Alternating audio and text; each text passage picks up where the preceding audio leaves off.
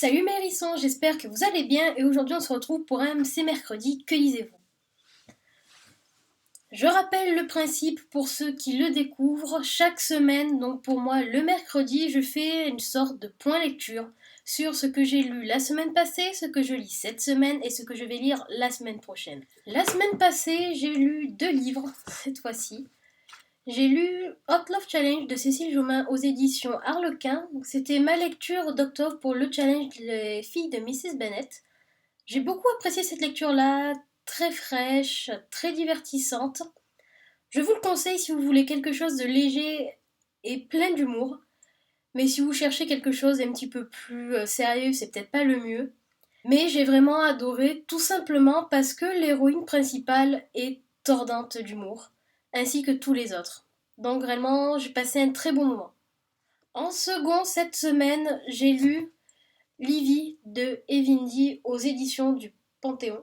Oui, c'est ça, aux éditions du Panthéon. C'est un coup de cœur monumental. Mais vraiment, ça faisait un moment que je n'en avais pas eu un aussi gros, aussi franc. C'est juste magnifique. Des livres réellement magnifiques, j'en ai pas lu des centaines. Qui me vient en tête, là, il n'y a que Aristote et Dante découvrent les secrets de l'univers de Benjamin Alire Sáenz. Mais celui-ci le dépasse, mais de vraiment très, très, très loin. Je ne saurais même pas décrire ce que j'ai ressenti en le lisant, tellement c'est fort, tellement c'est profond, c'est waouh, juste waouh. Si vous voulez découvrir quelque chose d'un auteur qui n'est pas forcément connu, foncez. Franchement, foncez. Du coup, cette semaine, eh bien, je lis le premier tome de la saga My Very Gun, donc Rage dedans de Marika Gallman aux éditions Milady. Donc j'en suis ici. Alors pourquoi j'ai si peu avancé? Tout simplement parce que les pages sont très fines. C'est écrit assez petit. Voilà, j'en suis qu'au chapitre 3. Et c'est surtout parce que j'ai plein de tests cette semaine, donc je passe mes journées à bosser. Ça fait qu'il arrive 22h30, je suis morte, je lis 2 pages et je m'endors. Donc je lis ça cette semaine, donc j'espère pouvoir le terminer avant la semaine prochaine. Pour le moment, je pense que je suis pas encore rentrée dans le vif du sujet, étant donné qu'il n'y a pour le moment aucun vampire à l'horizon. Donc je ne suis pas encore rentrée dans le vif du sujet, mais je pense que ça va pas tarder à se faire. Je vous tiens au courant.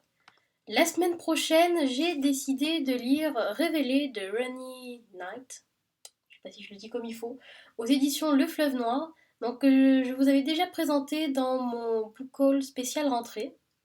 Donc petite brique, hein. Mais c'est écrit gros dedans, c'est écrit gros. Alléluia. Pour moi et mes yeux fatigués.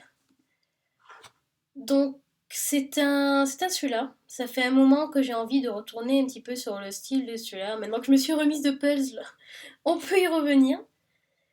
Donc je compte lire celui-ci qui m'avait beaucoup intrigué en fait. Tout simplement parce que le résumé donc est ici assez petit et qui dit toute ressemblance avec des personnages existants ou ayant existé n'est certainement pas fortuite. Le livre a simplement été déposé dans sa boîte aux lettres, sans cachet de la poste, sans aucun message. Depuis qu'elle l'a commencé, Catherine ne dort plus. C'est sa vie qu'elle lit révélée sur le papier par un inconnu, un certain E.J. Preston qui sait tout d'elle, même son secret le mieux enfoui.